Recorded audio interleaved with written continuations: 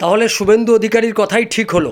শুভেন্দু অধিকারী বলেছিলেন যে এই বোলপুরের বাঘ বলে যাকে তৃণমূল কংগ্রেস বলে অনুব্রত মণ্ডল, তার কিছুই হবে না। সে যে গালাগাল করেছে সেই গালাগালের অডিও রেকর্ড যেটা ভাইরাল হয়েছে, যেটা দাবি করা হচ্ছে ওটা অনুব্রত মণ্ডল করেছে, যদিও অনুব্রত মণ্ডলের পক্ষ থেকে বলা হচ্ছে ওটা এআই দিয়ে করা হয়েছে। এবং আজকে দেখা গেল সেই অনুব্রত মণ্ডলের বিরুদ্ধে যাকে গালাগাল করেছেন সেই আইসির মোবাইল ফোনটা বাজেয়াপ্ত করা হলো। অর্থাৎ আইসিকে এবার তদন্তের মুখে পড়ে যেতে হচ্ছে যে আইসি কেন অনুব্রত মণ্ডলের এই কথা রেকর্ড করেছে, অডিও তার মোবাইলে রেকর্ড করেছে কিনা সেইটা এবার জানবে। অর্থাৎ তার মোবাইল বাজেয়াপ্ত হয়ে গেল।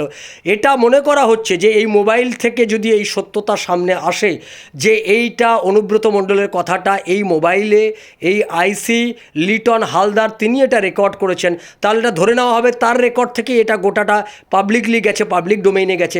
সেক্ষেত্রে একে সাসপেন্ড করা হবে বলেই বলা হচ্ছে। অর্থাৎ এই যে লিটন হালদার তাকে সাসপেন্ড করা হবে, অনুব্রত মণ্ডলের কিছুই হবে না, এটা প্রথম দিন বিরোধী দলনেতা শুভেন্দু অধিকারী বলে দিয়েছিলেন। সেটাই এখন দেখা যাচ্ছে যে লিটন হালদারকে সাসপেন্ডই করা হবে বলে মনে করা হচ্ছে। তার প্রাথমিক পর্যায়ের কাজ শুরু হলো, অর্থাৎ তার মোবাইলটা বাজেয়াপ্ত করে নেওয়া হলো।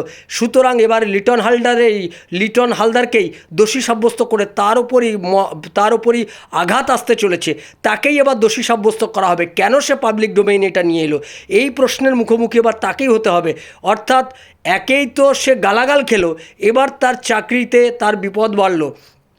ভবিষ্যতে লিটন হালদারের জন্য আর কি অপেক্ষা করছে বলা যাবে, এখনই বলে দেওয়া সম্ভব নয়। যারা এই মুহূর্তে পুলিশে চাকরি করছেন তারা এটা বুঝে নিন যে তৃণমূল কংগ্রেসের গালি খেয়ে কোনো প্রতিবাদ না করেই আপনাদের এই মুহূর্তে চাকরিটা করতে হবে। এটাই পশ্চিমবাংলার বাস্তব।